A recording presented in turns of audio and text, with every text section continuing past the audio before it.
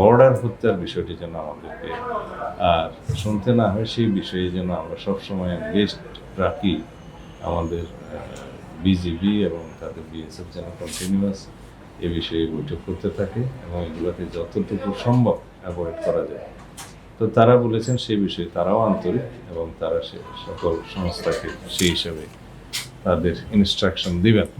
গতকালকের যে বিষয়টা আপনারা মনোযোগ আকর্ষণ করছেন, আমরা জানতে পেরেছি একটি সন্ত্রাসী গ্রুপ ইতিপূর্বে 2 মাস আগেও একজন বড় ব্যবসায়ীর কাছে চাঁদা চেয়েছে এবং পুলিশ কমিশনার নজরে আনলে পুলিশ কমিশনার সাহেব চট্টগ্রামে তাকে নিরাপত্তা দিয়েছে, বাসায় পুলিশ প্রহরা দিয়েছে।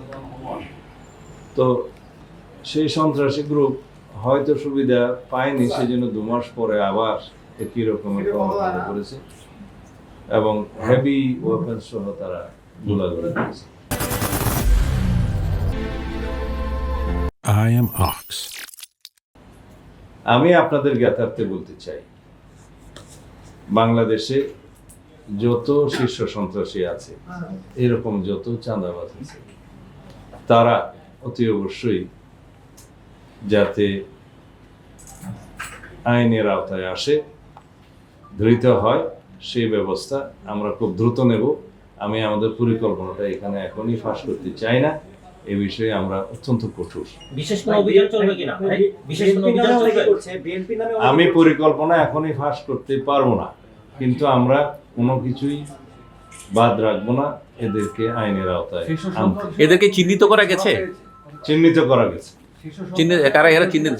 ওদেরকে চিহ্নিত করা গেছে। আমাদের বিভিন্ন গোয়েন্দা সংস্থা কাজ করছে এবং আমরা প্রয়োজনীয় ব্যবস্থা নেব। ভাই, বিএনপির নামে অন্য জায়গায় চাঁদাবাজি হচ্ছে, আপনাদের দলের নামে হচ্ছে, বিশেষ করে সেই জায়গায় পুলিশ তাদেরকে চিহ্নিত করে আইনের আওতায় নিয়ে আসেন। এখন আইন শৃঙ্খলা পরিস্থিতি উন্নয়নের চেষ্টা করছে, আগের তুলনায় অনেক ভালো।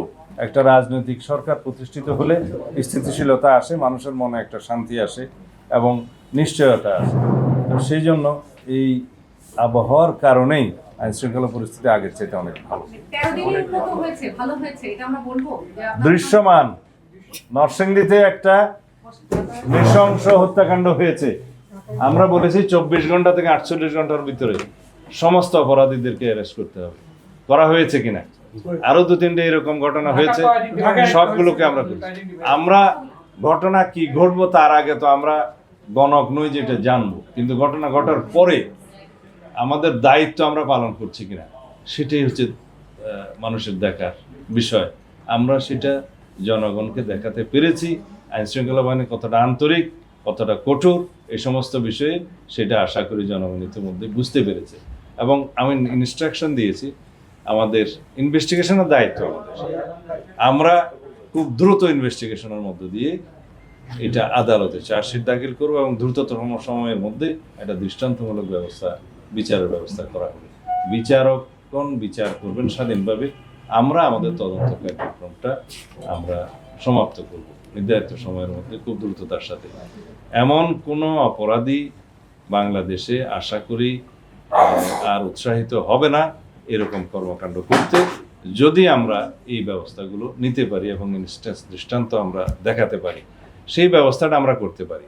তা আশা করি আমরা এখনো পর্যন্ত আমাদের আন্তরিকতার সাথে আমরা সমস্ত বিষয়গুলোকে অ্যাড্রেস করতে পারছি। গত অন্তর্বর্তীকালীন সরকারের সময় 133টি অধ্যাদেশ এবং একটি আদেশ জারি করা হয়েছে। সাংবিধানিকভাবে জাতীয় সংসদ অধিবেশনের প্রথম দিনেই এই অধ্যাদেশগুলো উপস্থাপন করা হবে পার্লামেন্টের নিয়ম অনুসারে। সেই অধ্যাদেশগুলো হুবহু কোনগুলো সংসদ গ্রহণ করবে সেগুলো জাতীয় সংসদে নির্ধারিত হবে। কিছু কিছু অধ্যাদেশ হয়তো সংশোধনী সহ গ্রহণ করা হতে পারে, সেটাও জাতীয় সংসদে নির্ধারিত হবে। আর কোনগুলো অধ্যাদেশ হয়তো প্রয়োজন হবে না, ল্যাপস হয়ে যাবে, তাও জাতীয় সংসদে নির্ধারিত হবে। সেটা আইন মন্ত্রণালয় এই বিষয়ে কাজ করছে এবং আশা করি সংসদ অধিবেশন শুরু হলে আপনারা সবাই এই বিষয়ে অবহিত হবেন।